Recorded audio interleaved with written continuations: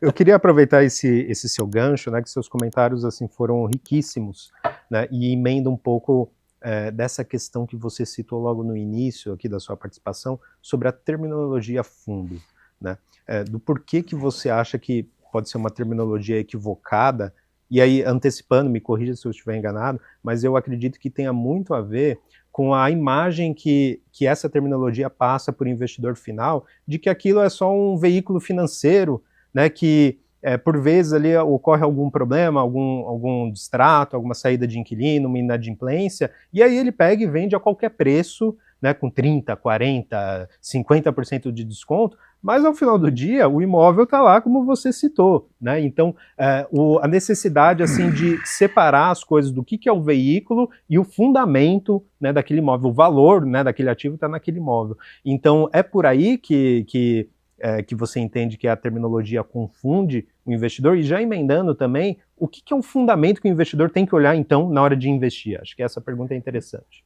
Marcos, é legal essa tua pergunta, bem legal, eu queria mesmo que você fizesse isso, porque assim, não é que eu não gosto da palavra fundo, como disse o Baroni, é um veículo listado, então ele tem o nome, fundo, né? Só que para o investidor, a semana passada eu estava te contei no início do programa, antes de começar, que eu estava com uma advogada amiga minha, e ela investe em fundos. O duro que eu comecei a aparecer, todo mundo me liga, não tenho tempo. Me liga para perguntar o que investir, fala, liga para o Baroni, liga para o Marcos, vai na XP. Me liga e começou a falar, então, essa história, eu tenho fundo de logística e fundo de shopping. Uma pessoa que pensa, já está uns 8 meses investindo, antes de eu falar da palavra fundo. Falei, então, o shopping como é que é? O logístico como é que é? A gente participa das entregas, dos caminhões, do prédio, da operação. Falei, não. Você pega o galpão, tira todos os caminhões lá de dentro, tem o galpão.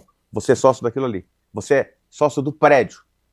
Tira a palavra fundo. Você foi lá e comprou o prédio. Você, o Zé, o Antônio, todo mundo se juntou e comprou um pedacinho daquele prédio. O resto da operação que está acontecendo, que não está, não é teu problema. Se o cara quebrou, não é teu problema. Você é dono do prédio. O prédio está lá, se ele não tem dívida, não tem alavancagem, que está com um cara responsável por trás, você compraria um pedaço do meu prédio? Claro que eu compraria. Então, você é meu sócio, só que quem investiu é o Pátria, é o VBI, é o 20. É um deles lá que está administrando, que a gente séria pra caramba. Ah, é? Aí shopping. Eu participo das vendas do shopping. A forma de cálculo do shopping envolve um pouquinho da venda, mas não tem a ver a venda. Você é sócio do prédio. Aquele prédio, você vai lá, a escada rolante é tua. Não, a escada rolante é muito cara, né? Você é dona do corrimão da escada rolante. Então, essa explicação, você fala, por que eu não gosto da linguagem? Há um ano que eu estou conversando com as pessoas, e há uns 4 meses que eu tenho falado nos programas. A palavra fundo confunde as pessoas. É um fundo ligado a banco. No final do ano passado, outubro, novembro, dezembro, começou a desalugar, e o governo, aquilo, e o fundo vai quebrar, e o banco vai quebrar. Não, o prédio está lá, você é dono do prédio. Aconteça o que for com a gestora, com quem for, o prédio está lá.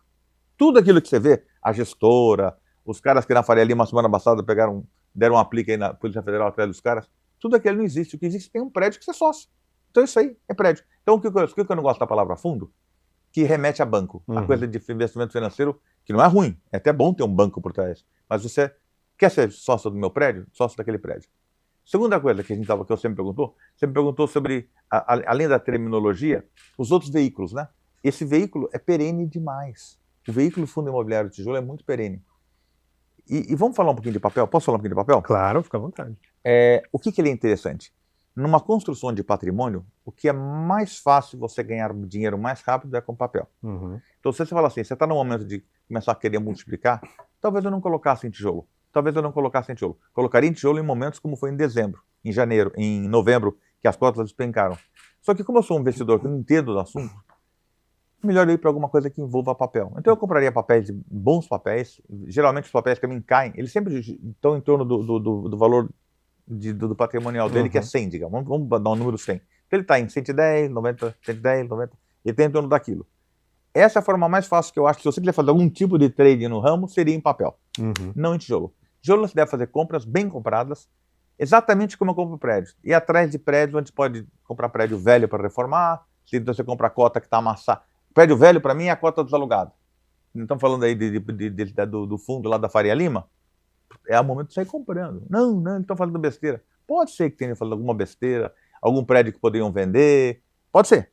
Mas isso não quer dizer que o prédio não está lá, que a gestão está ruim. vê a dívida. Se o fundo está endividado, não entra. Uhum. É que nem um prédio. Vai comprar um prédio com dívida? É igual. Então, você tem que sempre comparar isso. Então, a linguagem, eu não gosto da linguagem fundo. Queria que falasse, quer ser sócio do meu prédio? Esse é o primeiro. Fundo tem que usar para papel, fundo de papel. Outra coisa, fundo de papel, é glamouroso esse termo, né? Fundo de papel, parece papel celofane. É fundo de dívida. Você está comprando uma dívida. Tem que estar ciente que a hora que você compra um fundo de papel, você está comprando fundo de... Tira o papel, joga fora. Dívida. Daí a palavra high yield e high grade, horrível para o investidor imobiliário. Que grade é grau, isso é até bom. Baixo grau, yield é faixa. Errado. Vamos falar de baixo risco ou alto risco. Tirar o termo high grade. Quer comprar papel de baixo risco ou alto risco? Alto risco paga mais. Não é que ele é ruim. Ele é maior risco. E tem alto risco, por exemplo, de uma quineia. É maravilhoso, não é problema. É pouco problema. Vai dar, mas se ele fala, olha, aqui pode dar problema. Aqui você sabe, aqui pode dar menos problema. Todos eles podem dar problema. Então, você tem que ter ciência. A hora que você compra um papel, você está comprando uma dívida. É igualzinho que você está comprando uma coisa de um banco, ou você está fazendo alguma coisa com um fundo qualquer. Então, essa é a linguagem. Eu não gosto da linguagem fundo para tijolo. E meu negócio principal, que eu entendo muito, é tijolo. Não, perfeito. Professor Baroni, bom, ensinamentos riquíssimos aqui do Sidney para nós, e vai muito ao encontro do que a gente sempre tenta trazer para a nossa audiência, no sentido de que tem que olhar o fundamento, né, daqueles imóveis, daquele fundo, ou então daquela carteira de dívida imobiliária, né, daquele fundo, na hora de determinar se tem uma oportunidade de compra, uma oportunidade de venda, enfim, as oscilações fazem parte do jogo. Mas também queria colher as suas impressões aí sobre o comentário.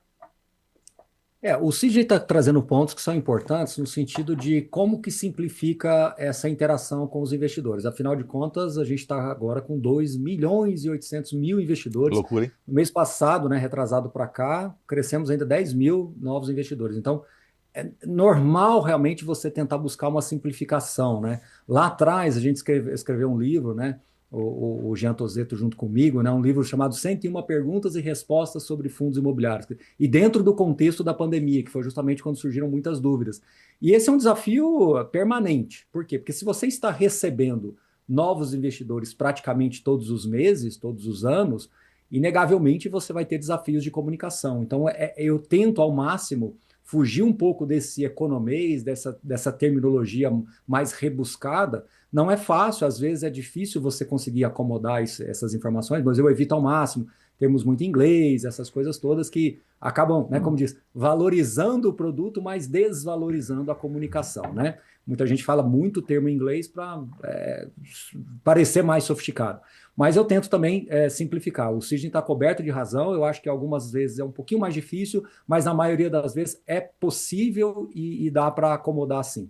Agora, o que eu queria ouvir, que eu acho que isso é simples, mas longe de ser simplista, é porque os brasileiros, em geral, eles comparam muito os fundos imobiliários com os índices, os principais índices. E, inegavelmente, desde ali do início do Plano Real, o CDI, a renda fixa, se tornou uma referência para o mercado, né? Então, aqui eu não quero dizer se está certo ou errado compararmos os fundos de investimento imobiliários, né, ou fundos de renda, ou fundos de prédio, ou apenas prédios, deu o nome aqui, eu acho que é Gostei. De semântica.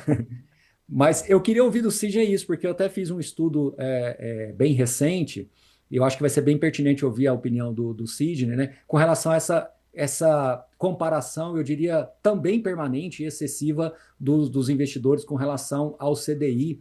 E eu acho que a grande maioria, e o Sidney está incluído nessa lista, a grande maioria dos investidores começaram a investir de 4, 5 anos para cá.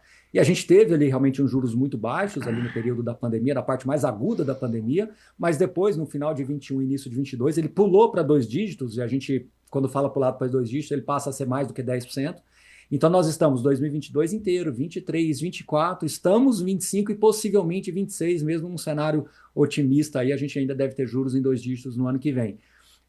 E isso tudo traz uma certa erraticidade ou uma análise talvez primária da capacidade desses fundos de renda, desses fundos de tijolos, desses fundos de papéis, que eu sei que o Sidney gosta também de chamar de fundos financeiros, né, ou fundos de dívidas, ou fundos de financiamento. Eu acho que tem vários nomes que a gente poderia dar aqui, mas agora que eu concluindo a minha pergunta para o Sidney, como é que a gente eu não vou dizer tirar isso completamente, porque seria utópico da minha parte imaginar, mas como é que a gente talvez tangibiliza melhor para o investidor médio, de que tudo bem ter um pouco de renda fixa na carteira, faz parte, pode ter mais, pode ter menos, mas essa comparação excessiva talvez ela pode mais atrapalhar do que ajudar o investidor de médio e longo prazo, e não só tomando decisões equivocadas, mas talvez decisões prematuras ou com premissas frágeis e com pontos de vista que talvez possam estar limitados a uma condição de um recorte temporal muito específico. Desculpa me alongar na pergunta, mas eu queria te ouvir com relação a isso, Sidney. Amei.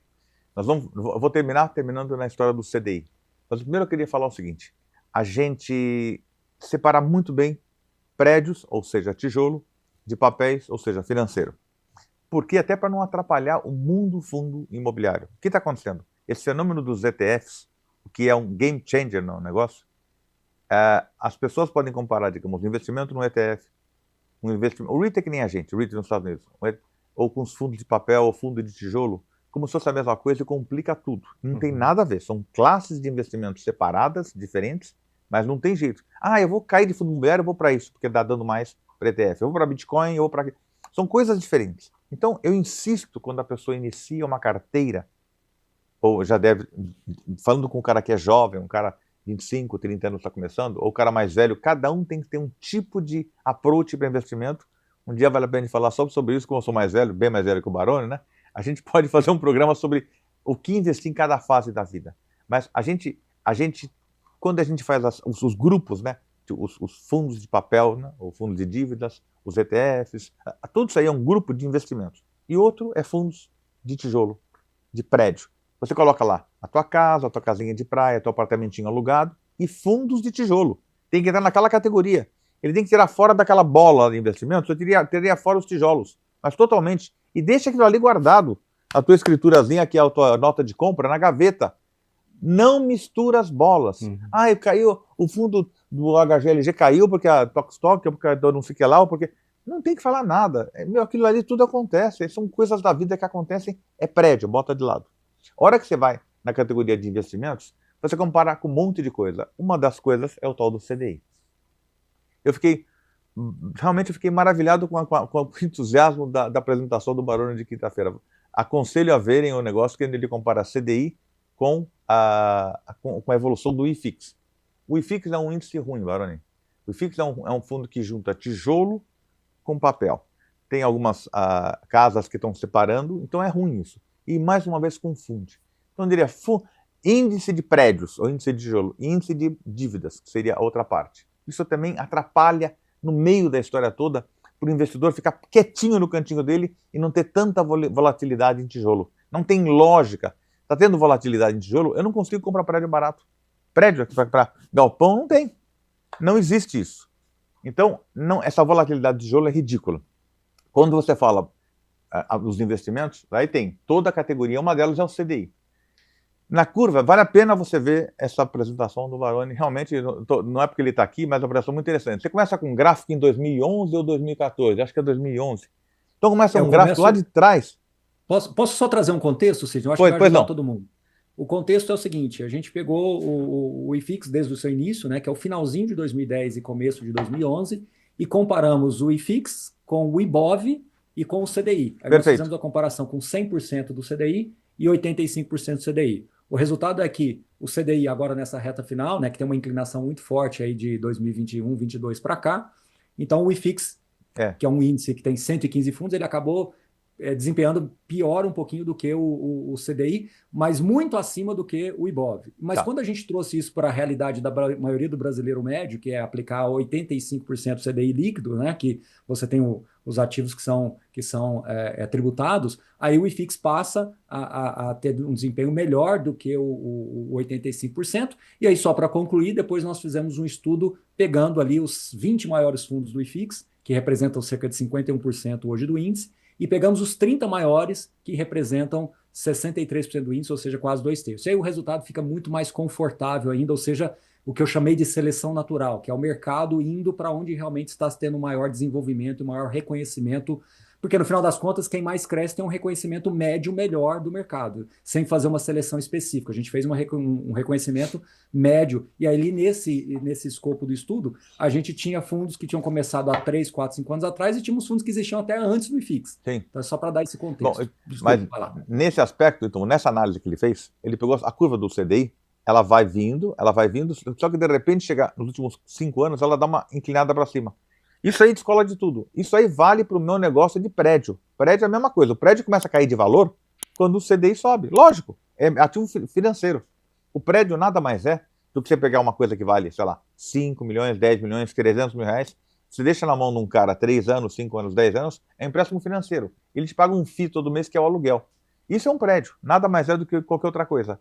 Essa comparação, ela é uma comparação ridícula se você pegar os últimos 5 anos. Até 5 anos atrás ela é perfeita. Mesmo atrás de 5 anos, da análise que ele faz, nós vencemos tudo. Isso lembra da minha casinha lá de Pinheiros, de 40 anos atrás, que eu não vendi por causa do tal. Na época o CDI estava muito alto. Aquela mesma casinha, esse cara que no final eu vendi ela lá atrás, ele vendeu para uma construtora por 7 vezes o valor que ele pagou. Então essas descoladas, as pessoas esquecem que o mercado imobiliário tem uns ciclos. Os ciclos podem demorar 7, 12, que pode demorar 20 anos. O e-Business Park, ele é uma história, se você vê a história dele, é capital, é SA. Você pode ver os números lá. Ele vale umas 4, 5 vezes o que está lá nos números. Uhum. Se você pegar, tem um galpão que eu tenho na Água Branca, em frente ao metrô, que hoje funciona um call center, sei lá, ele deve ter custado 3 milhões na época, gastamos mais 1 milhão em investimentos, e os anos passaram, 4, 5 milhões, e daí ele deve ter passado a valer 4,5, 4,200. Hoje ele deve estar cotado a 45 milhões de reais, 50 milhões de reais. Porque o ciclo é isso. Você esquece, por isso você tem que esquecer. Eu ia falar um palavrão. Esquecer esse troço. Essa coisa do CDI, ela mascara muito. Uhum. O CDI é uma pena, porque realmente está trabalhando, mas está pagando tanto, agora eu vou ficar em CDI. Cara, porque assim, o ciclo muda. De repente, vai acontecer o fenômeno da cota do fundo imobiliário em 2019, que de repente fundo de tijolo estava valendo 30% a mais, fundo de papel ridículo 40% a mais, alguns fundos que pagavam yield alto, ridículo isso. Então, vale a pena você comprar, fazer tua carteirinha de tijolo e manter ela. Papel, pode fazer um pouco de negociação. Uhum. E a história dos índices, eles confundem as pessoas. Por isso, se a gente puder mudar as linguagens, fica muito mais fácil. Você pode ter o CDI. Eu tenho alguma coisa investido em debênture do BNDES, por exemplo, Uhum. focado em CDI. Tenho uma parte da carteira, mas me dá uma coceira manter aquilo ali. Mas está pagando 1,2% ao mês. Essa carteira consegui 96% do CDI. O cara não consegue 100% do CDI. Eu, grande, uma puta posição grande, comprei lá pela XP, não sei, como uma posição grande, 96% do CDI, isento. Difícil conseguir isso. Mas, cara, me dá coceira. Tô vendo conta aí desses prédios algumas coisas ótimas que tem para comprar. Uhum. Então, semana que vem, vamos ver se eu, por acaso, saio fora do CDI e volto a comprar mais cota de fundo. Eu não sei se é essa a sua mesma impressão, tá? Mas a impressão que eu tenho é que o investidor, muitas vezes, ele precisa entender o que ele quer. Lógico. Com o investimento dele. Não tem nada de errado você estar exposto a ativos atrelados ao CDI. É esse o seu objetivo? Ok, né? Acho que tem espaço na carteira para isso. Agora, poxa, eu quero estar posicionado em um ativo que me gere renda mensal, recorrente, isenta de imposto de renda, né, e tudo. Não faz sentido comparar essa parcela, então, dessa carteira que você quer destinar para essa finalidade em específico, comparar com um produto ligado ao CDI, né? Por isso que eu digo o seguinte, você tem que ter na carteira os tijolos e os seus prédios separados. Isso é uma coisa. O resto você brinca. Acho que é muito legal ter Bitcoin.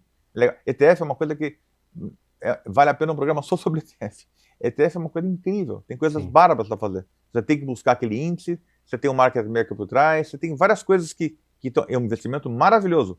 E ele não tem que atrapalhar o fundo imobiliário, mas ele pode atrapalhar. O cara, de repente, ele fica maravilhado porque o ETF, a variação nos últimos 90 dias, os 120 dias, sei lá, bilhões está entrando de dinheiro para lá. Bilhões. E aquilo ali é uma categoria, uma das categorias, que está crescendo muito e tem toda uma lógica o ETF, dele funcionar, e a lógica é muito legal e funciona muito bem. Eu acho que eu que sou dono de prédio, investidor de prédio, apaixonado por isso, me apaixonei por fundo imobiliário de prédio e também de papel, a gente tem que saber deixar muito claro essa posição, porque realmente vai ter uma migração forte de dinheiro para essa outra categoria. Mas você falou bem, o que você quer da tua carteira? O que você quer? Eu quero ter... Você quer ter um pouco de imóveis? Imóvel, todo banco tem que ter, seguradora tem que ter, as grandes fortunas mundiais de famílias são ligadas a real estate. Então, porque tem o ETF, agora é tudo bom. Tem o Bitcoin, que agora é maravilhoso. Tem ações do Banco do Brasil que está barato, que é muito bom. Não, tem a tua categoria de imóvel. Vamos deixar isso à parte. Né? E chegar a 3 milhões de investidores não é nada.